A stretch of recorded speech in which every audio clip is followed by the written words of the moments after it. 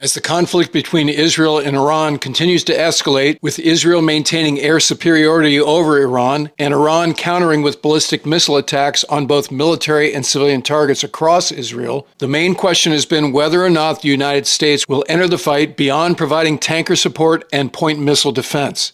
Late last week, President Trump left the G7 conference in Canada to return to D.C. to focus on the conflict. At that time, Trump expressed support for Israel and repeated the stance that it was unacceptable for Iran to acquire a nuclear weapon. At the same time, the U.S. military continued the massive mobilization toward the region. As Sluggo mentioned in the previous episode, over the weekend, the Air Force launched what is known as a conga line of cargo planes, tankers, and fighters eastward. The U.S. Navy announced that they were moving the Nimitz strike group from the Western Pacific to the North Arabian Sea, where it will join the Vincent strike group that has been there since Operation Rough Rider against the Houthis in Yemen started a few months ago. The Ford strike group is leaving on a scheduled deployment and could join the other two strike groups if required. Remember, we did an episode aboard Ford a year and a half ago, right after she returned from her previous deployment, and we wish Godspeed to the strike group as they get underway this time. But for all of these moving parts, it appears as if American involvement in the Israel-Iran conflict now boils down to one mission that Israel can't carry out by themselves, and that's taking out the nuclear enrichment facility buried 200 feet underground at Fordow, deep inside the borders of Iran.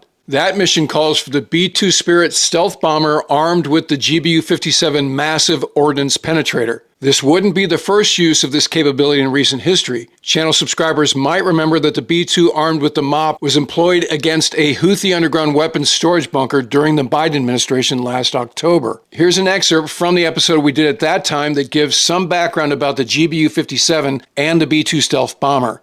But the B-2 is the only airplane in the inventory that can carry the GBU-57 Massive Ordnance Penetrator, or MOP, a 30,000-pound GPS-guided munition that contains the equivalent of about 5,600 pounds of TNT. The Air Force has previously claimed that the MOP is capable of penetrating up to 200 feet underground before exploding.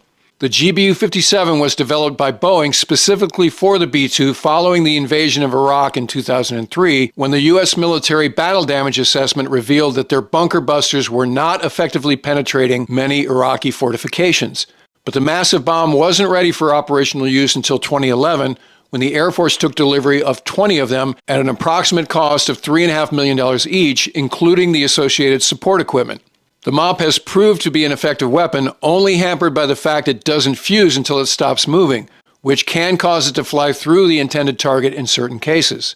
The B-2 was originally conceived during the Carter administration in the late 70s as one of the options for the Advanced Technology Bomber program, the main technology being stealth. As a matter of fact, President Carter so believed that stealth was the key to success that he canceled the B-1 bomber program. He was later resurrected by the Reagan administration.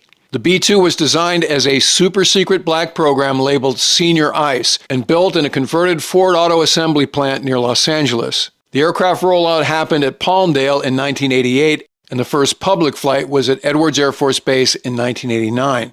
B-2s cost about $1 billion each. Originally, the U.S. Air Force was slated to buy 132 of them, but that number ultimately dwindled to 21, 19 of which are part of the current inventory, all based at Whiteman Air Force Base in Missouri. The B-2 is a 4-engine subsonic aircraft flown by 2 pilots, one of whom acts as the mission commander. The airplane is 69 feet long and 172 feet wide and can carry up to 50,000 pounds of ordnance, including Mark 80 series conventional bombs, B-61 and 83 nuclear bombs, standoff weapons like JSOW and JASM, and, as already mentioned, the GBU Massive Ordnance Penetrator. In May, the U.S. Air Force moved 6 B-2s from Whiteman in Missouri to the remote island of Diego Garcia in the Indian Ocean. But satellite imagery shows that they're not there anymore, having been replaced by B-52s and F-15s. As stated in the previous B-2 episode, the Spirit is the only aircraft in the Pentagon's inventory that can deliver the Massive Ordnance Penetrator, so all eyes are now on Whiteman Air Force Base. When President Trump left the G7, it seemed as if he might be eager to join Israel in the fight, invoking, quote-unquote, we, meaning Israel and the United States, on social media when posting about the conflict. But a few days later, regarding when a strike might occur, President Trump said this from the Oval Office. I have ideas as to what to do, but I haven't made a final. I like to make the final decision 1 second before it's due, because things change. Especially with war. Things change with war. It can go from one extreme to the other. And yesterday, White House Press Secretary Caroline Leavitt said this. Based on the fact that there's a substantial chance of negotiations that may or may not take place with Iran in the near future, I will make my decision whether or not to go within the next 2 weeks. President Trump's backing away from immediate action may be a function of inputs from MAGA influencers like Steve Bannon, who visited the White House yesterday, presumably to talk with the president about whether the U.S. should enter the fight with Israel against Iran. Bannon has been very vocal about how we should stay out of it because that doing otherwise would drag the focus away from the war on the deep state and be a betrayal of part of what got Trump elected, which is the promise of ending forever wars. Obviously, there's a lot going on here, and we'll be hawking the situation and providing updates as the information warrants. So if you're not already a subscriber, become one so you don't miss anything. And in the meantime, I look forward to talking to you again very soon.